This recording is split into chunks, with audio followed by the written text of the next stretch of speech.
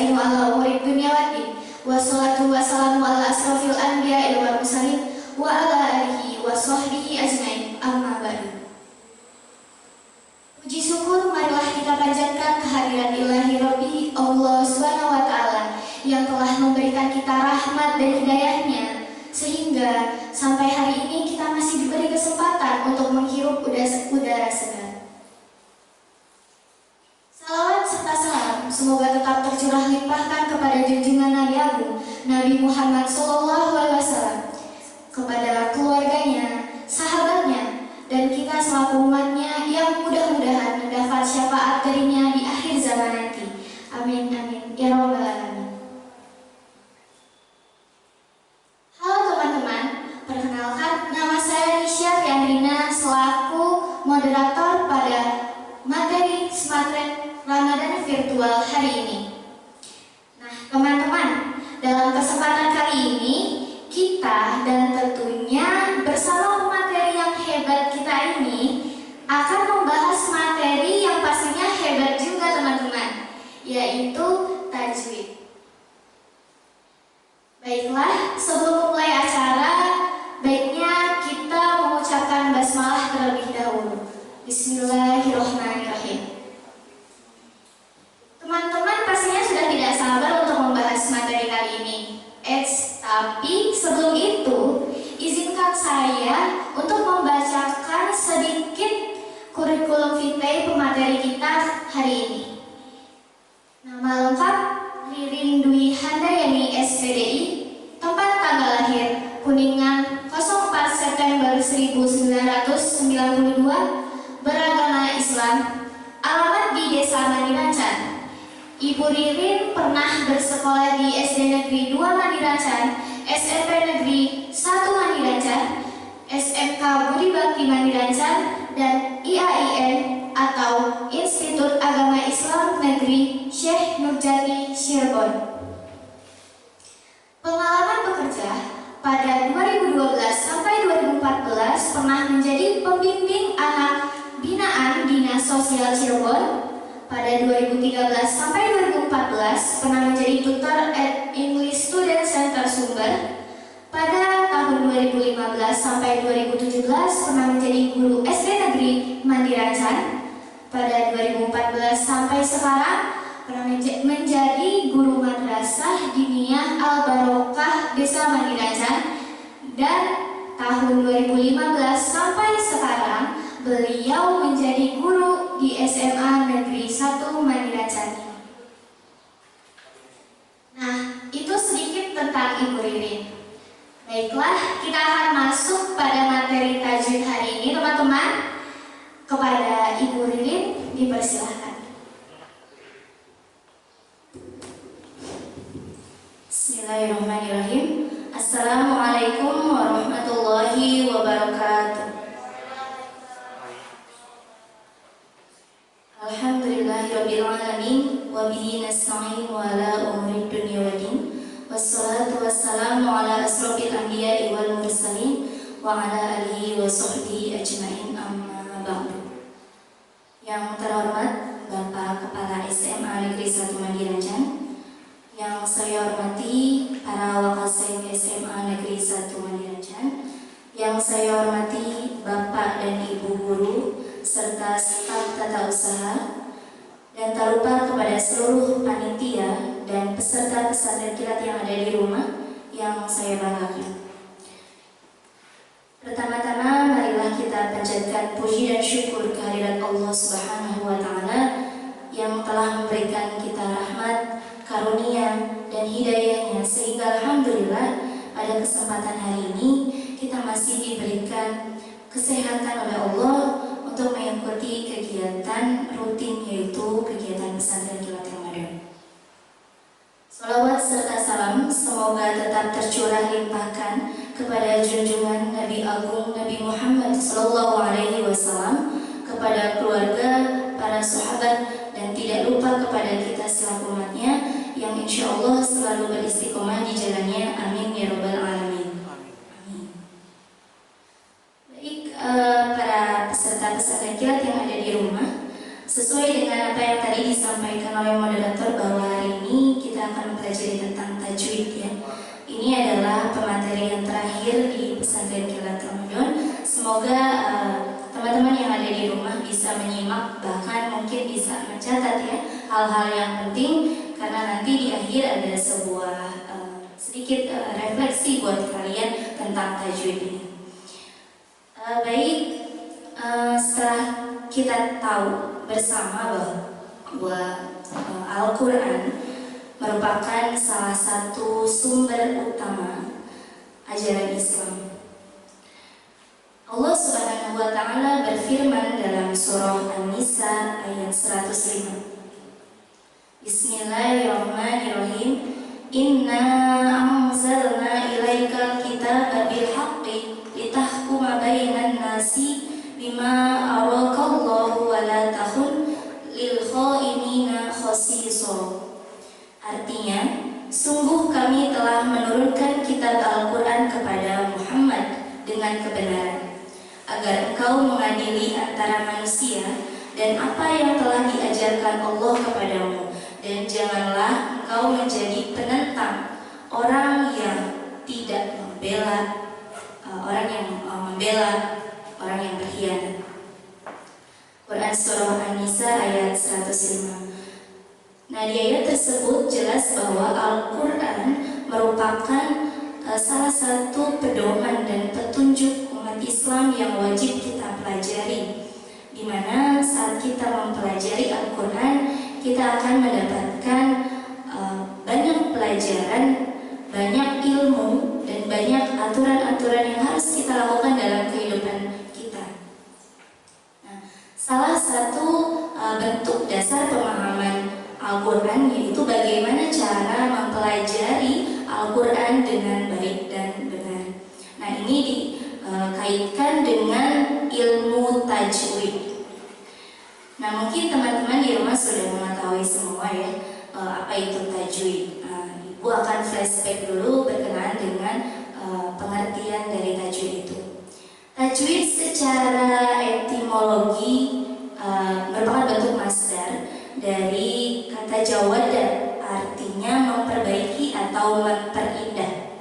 Sedangkan menurut istilah, tajwid adalah mengucapkan suatu huruf dari tempat keluarnya, atau mengucapkan suatu huruf dari hak dan mustahaknya. Dengan kata lain, bahwa tajwid merupakan ilmu yang mempelajari tentang tata cara membaca Al-Quran dengan baik dan benar. Nah, bagaimana sih hukum mempelajari dan mengamalkan ilmu tajwid? Hukum mempelajari ilmu tajwid itu fardu kifayah, sedangkan hukum mengamalkan ilmu tajwid itu fardu ain. Artinya, saat seseorang sudah mempelajari ilmu tajwid itu wajib untuk diamalkan, untuk dipedomankan dalam saat membaca Al-Quran. Baik, itu sedikit refleksi, sedikit flashback dari bagaimana konsep dasar tentang ilmu tajwid. Sekarang kita mulai ke pembahasan yang lebih mendalam. Ibu akan bahas tentang salah satu hukum bacaan yang ada di tajwid ya, yaitu hukum nun mati atau tanwin. Teman-teman nanti bisa lihat di PowerPoint layar yang sudah ditampilkan. Di situ ada hukum bacaan nun mati atau tanwin. Oke, kita mulai dari pengertian atau pengenalan awal di nun mati. Nun mati adalah nun yang tidak berharokat, artinya harokatnya mati berarti ya. Kemudian tanwin adalah fathah tain, kasroh tain, dan doma tain. Ini fathah tain, kasroh tain, dan doma tain. Kita akan mempelajari ruang lingkup nun mati dan tanwin. Sekarang hubungannya nun mati dengan tanwin ya. Pembuktiannya seperti ini. Kita baca bacaan syai'an. Di sini ada fathah tain kan. Nah, bunyi dasarnya itu adalah syai'an. Betul, ini sama ya, an dengan an. Bedanya kalau ini menggunakan fathah tain, kalau ini menggunakan nun mati. Tapi sama. Kemudian syai'un di sini menggunakan domatain dan nun mati. Huruf ain ketemu nun mati. Dibacanya sama syai'un dan ini syai'un. Ini kurang titiknya 3 ya, mohon maaf. Selanjutnya syai'in. Nah, ini ada kasrotain dan dibaca bunyinya adalah syai'in. Jadi jelas buktinya bahwa tanwin dan hukum dan nun mati itu sama. Oke, selanjutnya. Baik, hukum bacaan nun mati atau tanwin itu terbagi menjadi 4. Kalian bisa lihat di situ. Yang pertama ada idhar, iqlab, idgham atau ikhfa dan ikhfa ya. Atau bisa juga kita baca dari ikhfa, idgham, iqlab dan idhar. Itu adalah 4 hukum bacaan. Mungkin teman-teman yang ada di rumah sudah pernah mempelajari ini ya, mungkin di musolanya saat mengaji atau di tempat yang lain. Nah, tapi banyak dari kalian yang masih belum memahami bagaimana sih hukum bacaan dari nun mati. Karena memang hukum nun mati itu atau tanwin itu sangat krusial, yang paling sangat krusial di dalam Al-Quran selain mad. Karena banyak sekali bacaannya. Tapi seringkali kita keliru untuk menentukan apakah itu ikhfa atau idgham atau iqlab dan idhar. Sekarang kita simak sama-sama penjelasannya. Yang pertama adalah idhar. Kita bahas idhar dulu ya. Idhar artinya jelas. Artinya apa jelas? Jelas itu berarti tidak ada dengung, tidak ada panjangnya, harus jelas ya.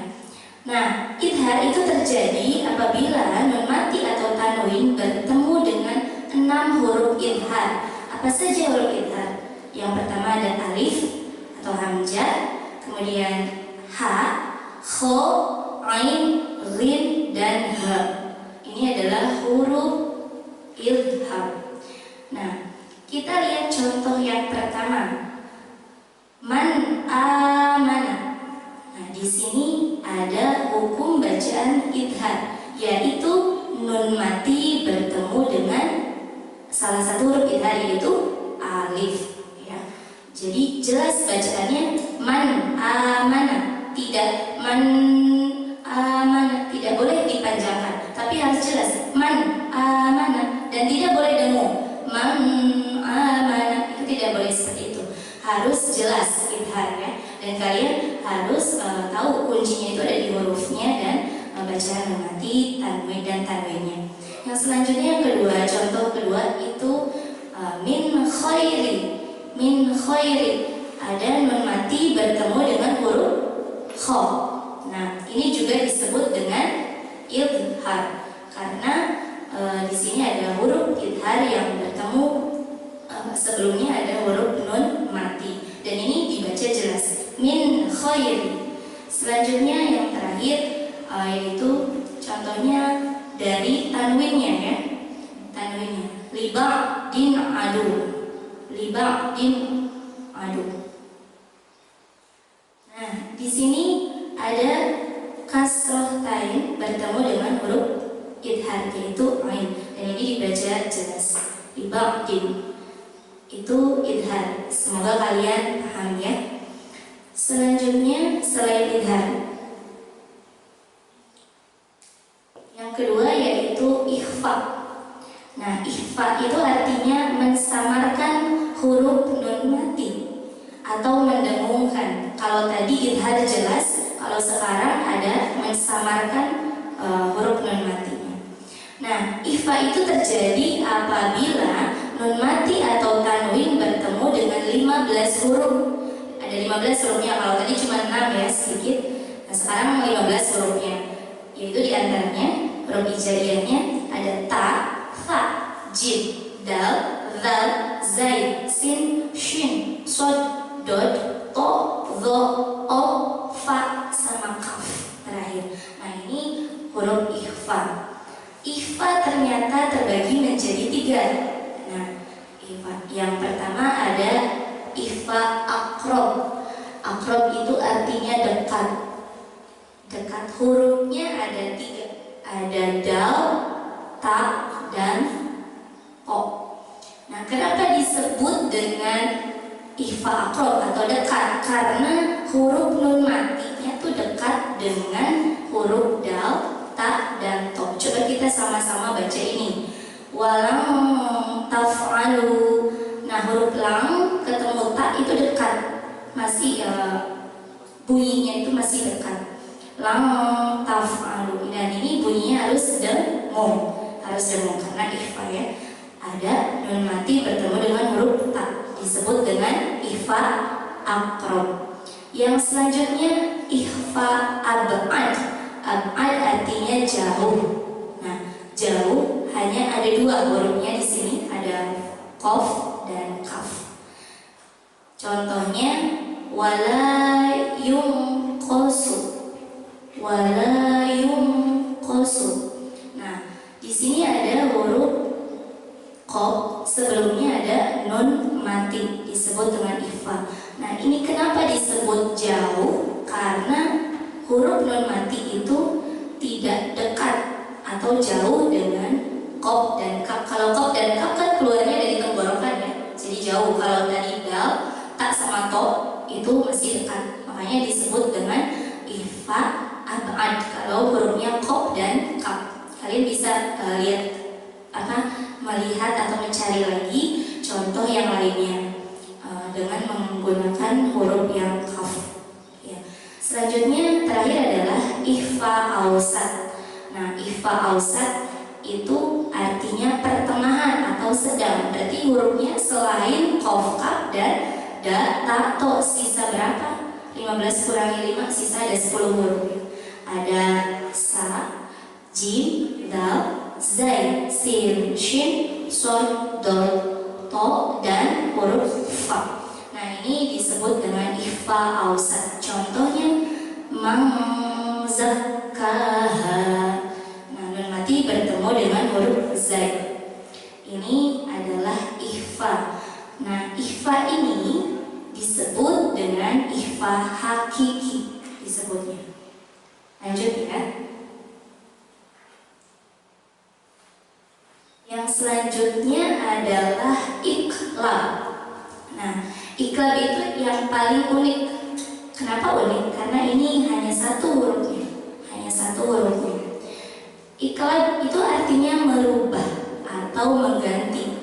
Jadi bacaannya itu saat bertemu nun mati atau tanwin itu berubah suara bunyi hurufnya menjadi huruf mim, menjadi mim ya. Contohnya mim bahimatin. Mim bahimatin. Nah, ini awalnya dasarnya itu adalah nun mati bertemu dengan huruf iqlab yaitu ba. Karena dia nun mati bertemu dengan huruf ba, karena ini termasuk hukum bacaan iqlab, maka hurufnya itu berubah, bacaannya itu berubah, bukan mim, bukan min ba, tapi mim ba. Ada huruf mimnya, ada bunyi mimnya di situ ya. Contohnya lagi, rojulun bihi, ada tanwin bertemu dengan huruf ba, berubah juga hurufnya, bunyinya menjadi rojulun bihi. Semoga paham ya. Nah, selanjutnya yang terakhir yumbitu. Nah, kalau ini kenapa tidak ada mimnya? Jadi ada beberapa mushaf Al-Quran yang ada menggunakan mim untuk mengingat para pembaca bahwa itu iqlab, makanya berubah menjadi mim. Ada juga yang tidak menggunakan mim. Ada beberapa mushaf yang tidak menggunakan mim, tapi kedua-duanya sama, hukum bacanya iqlab. Karena yang paling utamanya adalah nun mati atau tanwin bertemu dengan huruf ba-nya, bukan ada mim atau tidaknya ya. Oke, itu iqlab. Selanjutnya yang terakhir yaitu bacaan idgham. Nah, bacaan idgham ini yang sering ibu pikir ini keliru, karena bacaan idgham itu terlihat sederhana tapi sulit untuk diamalkan ya. Nah, idgham artinya memasukkan huruf pertama ke huruf yang kedua. Jadi huruf yang pertamanya nun mati, huruf yang keduanya berarti huruf idgham. Nah, dimasukkan sehingga hurufnya itu menjadi satu bunyinya, yaitu huruf yang kedua. Idgham itu terbagi menjadi dua.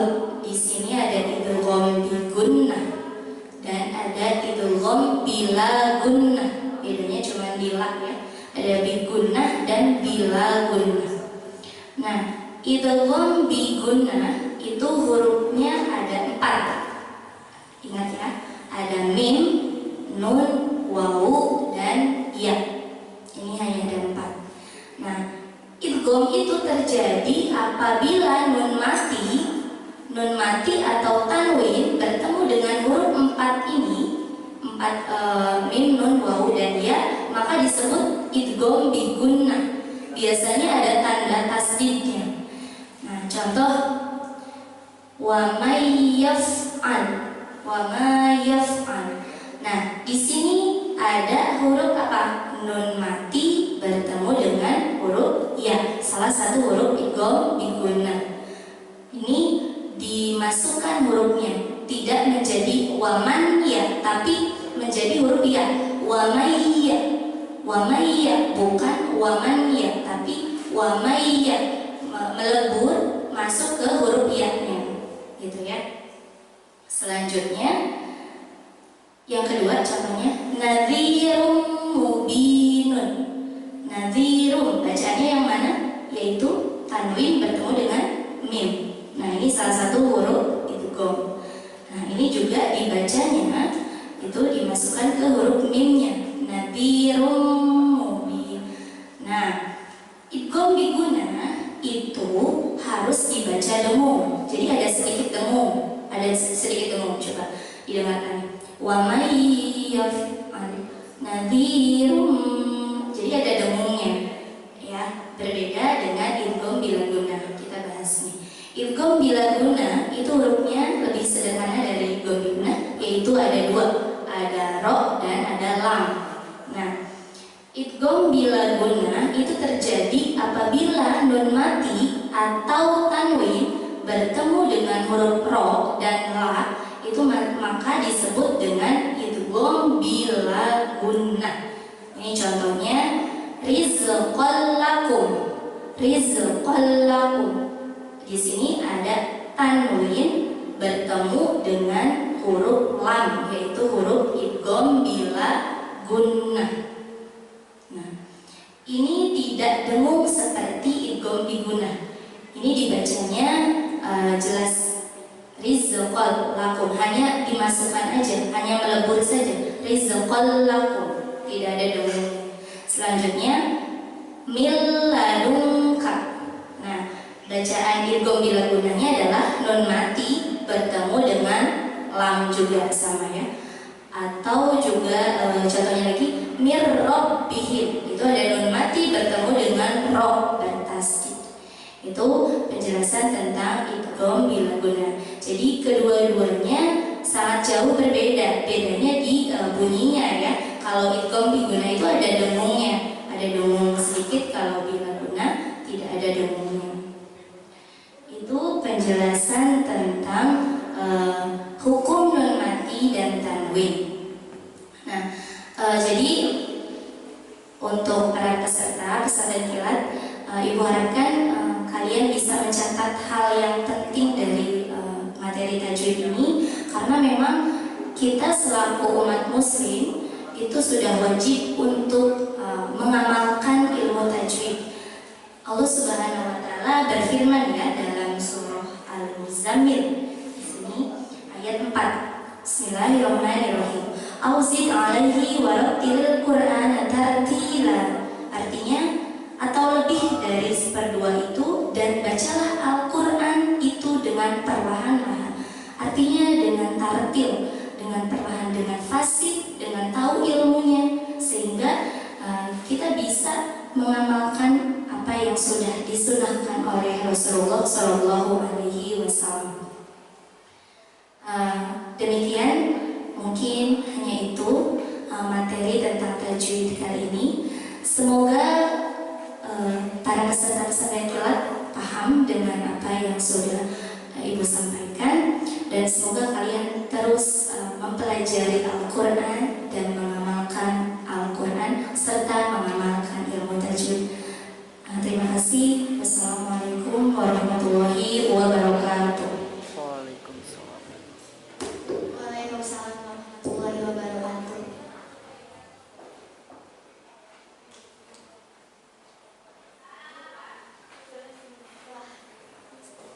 Wah, materinya sangat menarik ya teman-teman. Terima kasih Ibu Ririn untuk ilmunya. Nah, kita beranjak pada sesi tanya jawab. Ini ada satu pertanyaan Bu, mau mewakili kita semua sebagai peserta pesantren kilat ini Bu. Pertanyaannya, jika kita sedang mengaji tetapi kadang tidak memperhatikan tajwid-tajwidnya Bu, hukumnya bagaimana? Apakah ngaji kita tetap diterima atau tidak? Terima kasih untuk pertanyaannya. Jadi ketika kita, ulang lagi pertanyaannya, kita mengaji, kita kadang tidak mengetahui ilmu tajwidnya, sehingga ketika kita mengaji pun tidak dengan ilmu tajwid bagaimana hukumnya. Jadi dari dasar lagi jelas bahwa mempelajari ilmu tajwid itu fardu kifayah. Kalau fardu kifayah, ketika ada sekelompok orang yang sudah mempelajari itu, maka yang lainnya tidak wajib. Nah, tapi kita selaku umat muslim karena punya kewajiban untuk mengamalkan ilmu tajwid, maka dari itu kita harus berusaha untuk mempelajari ilmu tajwid. Sepertinya untuk permasalahan yang kita tidak tahu ilmu tajwidnya, artinya kita tidak mau belajar. Tapi kalau kita sudah punya niatan untuk belajar, itu kita wajib amalkan sedikit demi sedikit. Kalau kita punya niatan untuk belajar, insya Allah kita pasti bisa mempelajari dan mengetahui, mengamalkan ilmu tajwid itu.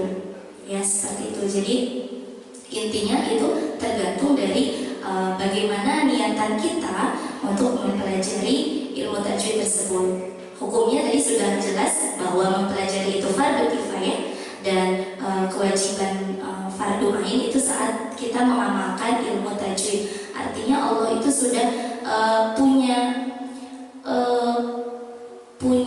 kesempatan, memberikan kesempatan kepada umat muslim untuk mengamalkan ilmu tajwid. Ya, berarti tinggal dari diri kitanya, apakah diri kitanya punya niatan untuk mempelajari itu atau tidak. Kalau misalnya tidak pernah ada niatan, ya berarti berdosa ya, karena salah satu mengamalkan ilmu tajwid itu fardu ain. Seperti itu ya. Mungkin jawabannya seperti itu. Terima kasih ya. Terima kasih Ibu. Ada satu pertanyaan tambahan lagi Bu. Jika kita sudah mempelajarinya, untuk terbiasa itu atau supaya melekat di kepala itu harus sering-sering mengaji kan Bu? Ibu bisa kasih tips nggak Bu? Gimana caranya kita itu biar rajin ngaji Bu, supaya ilmu-ilmu tajwidnya itu nempel sampai kita tua, sampai kita dewasa gitu. Gimana Bu tips-tips supaya kita itu rajin mengaji?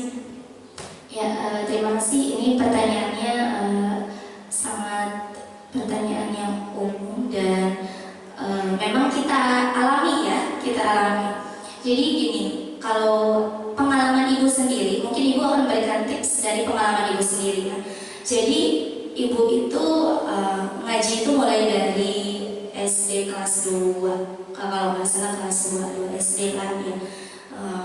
Itu kita kalau dulu kan kita dengan orang tua itu dekat sekali, bahkan mungkin orang tua itu sering mengajarkan kita cara mengaji. Nah, kalau sekarang karena mungkin kesibukan orang tua, kita mengajinya, faktornya kenapa kita malas untuk mengaji karena tidak ada kesempatan ya, tidak ada wadahnya untuk mengaji. Nah, tipsnya itu yang pertama, kita harus punya guru ngaji. Kita harus punya guru ngaji. Itu pasti harus punya guru ngaji. Kalian bisa nyari guru ngaji di mana aja. Misalnya tetangga yang sering ustadz ya, misalnya ada ustadz tetangga. Kemudian kalian coba private atau kalian pergi ke musola. Biasanya di musola kan ada ngaji gitu ya, ada ngaji. Nah harus ada guru ngajinya, karena kalau tidak ada guru ngajinya kita bingung kan mau ngaji. Terus yang kedua, pada saat kita melakukan kajian sama guru ngaji, kita pasti dapat tuh ilmu. Seberapa pentingnya sih kita mempelajari Al-Quran gitu. Makanya akan melekat dengan sendirinya. Kita akan punya semacam kebutuhan bahwa kita tuh butuh Al-Quran loh. Kita butuh ngaji gitu, karena sesuai dengan ilmu yang kita dapatkan dari ustadz gitu. Nah, yang keduanya adalah kita harus punya target. Kita harus punya target bahwa misalnya target kelas SMP nih, kita harus hatam, bukan hatam, ikronya selesai, ikro 6-nya selesai. Kemudian nanti SMP kita harus sudah hatam berapa kali hatam, SMA juga. Jadi memang kita harus punya motivasi, punya target untuk senang terhadap kajian Al-Quran. Dan yang selanjutnya mungkin yang terakhir, supaya kita nempel tajwidnya, memang harus dilatih dari guru ngaji tersebut. Kita coba pelajari ilmu tajwid itu dengan sebaik mungkin dan kemudian dipraktekkan. Kalau misalnya tidak dipraktekkan itu memang tidak akan bisa ya. Segimanapun kita selamanya kita ngaji terus tapi kita tidak mau pelajari ilmu tajwid, tidak akan bisa gitu. Jadi memang harus dipraktekkan saat kita tahu. Dan dengan caranya apa? Ada medianya, yaitu guru ngaji itu. Itu mungkin pengalaman yang Ibu lakukan sampai hari ini. Alhamdulillah Ibu tahu tajwid itu bukan dari guru ngaji yang ustadz, tapi dari saudara yang dia itu memang ilmu tajwidnya luar biasa gitu ya. Sedikit jawaban Ibu ya. Subhanallah, terima kasih Ibu Ririn untuk jawabannya. Ya teman-teman, kita sudah sampai di penghujung acara. Terima kasih Ibu untuk materi yang sangat luar biasa hari ini. Semoga ilmu yang kita dapat pada hari ini menjadi berkah, menjadi sesuatu hal yang berguna di masa depan kita nanti ya. Bukan masa depan, tapi saat ini ya. Amin.